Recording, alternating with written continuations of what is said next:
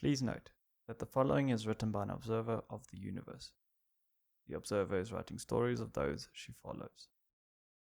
Together Beings Build, Together Beings Destroy, Part 2. Ranir built a grave for his mother, a place he could visit to never forget where he came from. The tombstone was carved from the boulder which fell on her. The sculpture depicted her standing on a cliff, with the wind blowing through her hair as she searched the sky for possibilities. It portrayed a life of freedom beyond this time, planet, and space. His strategy was not going to be easy, but every small step made a difference. First preparing space for agriculture, he cultivated a vast area of land in preparation for a farm. He crafted tools and transportation for trapping and hauling. He released the harmless wildlife onto the farmland which he caught. With enough research, Ranir genetically transformed the plant life, producing more fruits and vegetables for sustainability and removing any harmful effects. This process allowed him to take what he learned, evolving the negative effects from the plants, causing longer lasting and even more fatal poisons that were released by the plants. Empowering their growth speeds and seed dispersal methods, the plants would overgrow, transform and destroy the ecosystem of the colony. When his mother trained him, she referenced the colony a few times and where they were located. He had multiple ways to prevent the evolutionary destructive plant life, called attrition, preparing anti-growth methods that would only attack the genes of his attrition plants. Ranir moved closer and closer to start a one-sided war of coercion. He created a plant that would bear the fruits containing the antidote for the attrition. He traveled to the location where his mother came from and surveyed the colony. They only moved out during the day, always returning before the light took its rest till the next cycle.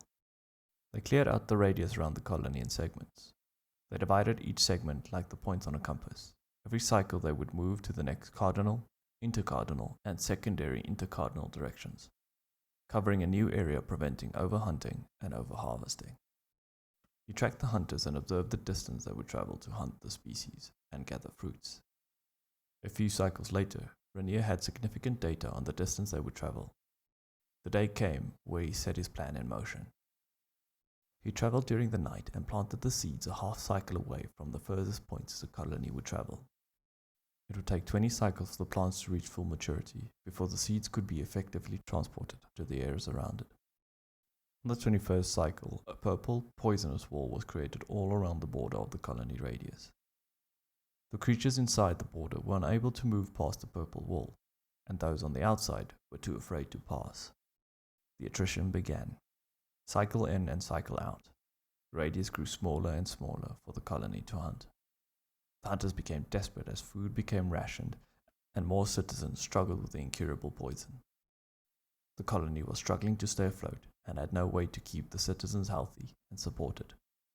They stuck to their laws for not advancing and finding solutions for the problem. As the radius became smaller for the colony, Ranir kept the wall under control, preventing it from growing larger on the outer side of the wall. During this time, he planted a few seeds of the plants which sprouted the fruit carrying the antidote. Knowing which segment of the compass the colony would move to next, Ranir placed the fruits of the plants on their scouting path. The colony learned that the fruit was safe to eat and that it cured the citizens who were poisoned. Showing the hunters what the fruit looked like, they were dispatched to gather more insights. The hunters were able to see through some areas of the walls, able to make out what the plant's features were. Unable to miss it, the plant had green stems with bright white leaves, and the fruit had a shimmering cyan color.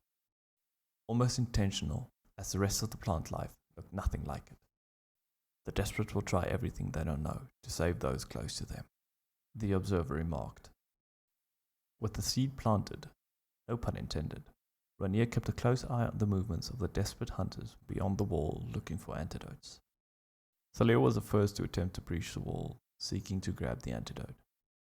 Waiting on the other side, Ranir sat next to the plant. Thalia broke through with scarred limbs, flesh torn apart from the poison, and swollen eyes. With his partial blindness, he saw a figure next to the plant. Being so desperate, he rushed for the plant, not caring if the figure would kill him. Thalia reached out with a few final breaths towards the antidote, but the distance was further than his eyes anticipated.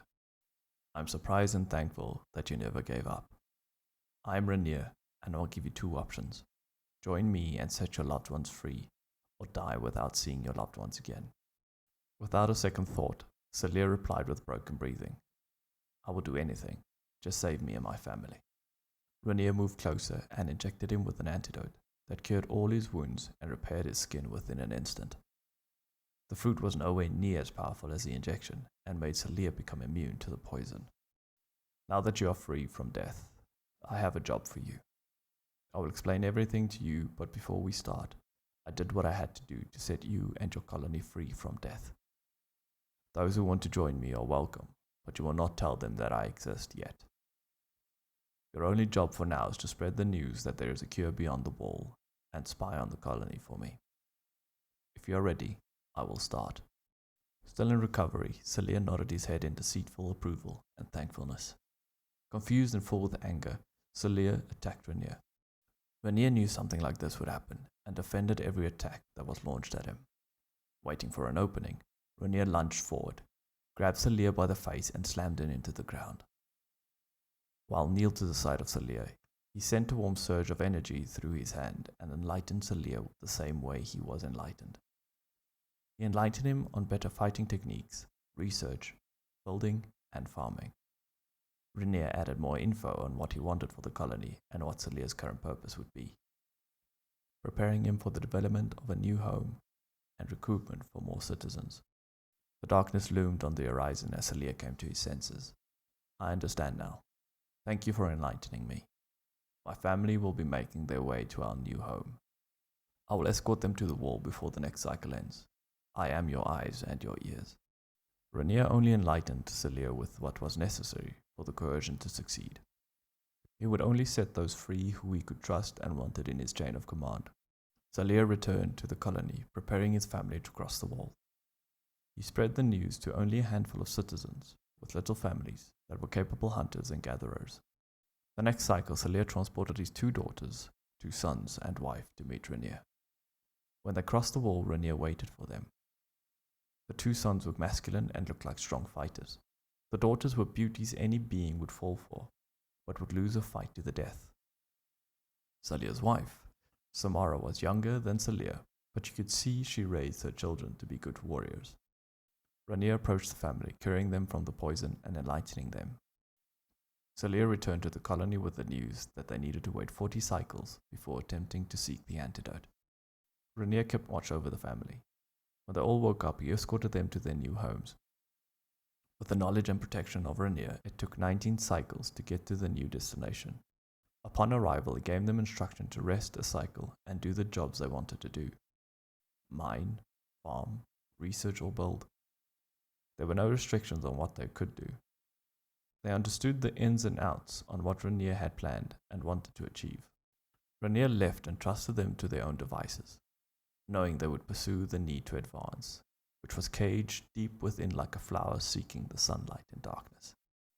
Returning to the outer wall, 39 cycles passed. He noticed a few bodies of the citizens who attempted to find the antidote. They might have been capable, but these people were probably those who the colony dispatched in search of the antidotes.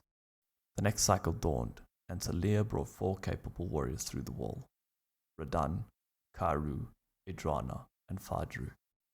Going through the process, Ranir added a portion of knowledge on how the antidote worked and what was needed to keep the wall from expanding. With Celia recruiting strong citizens, Ranir trusted him and showed him how he could enlighten others. Giving command over to Celia on enlightening the citizens who were capable, Ranir had more time preparing for what came next. Thrashing sounds came from the direction of the wall. A large arrow rushed toward Ranir's head.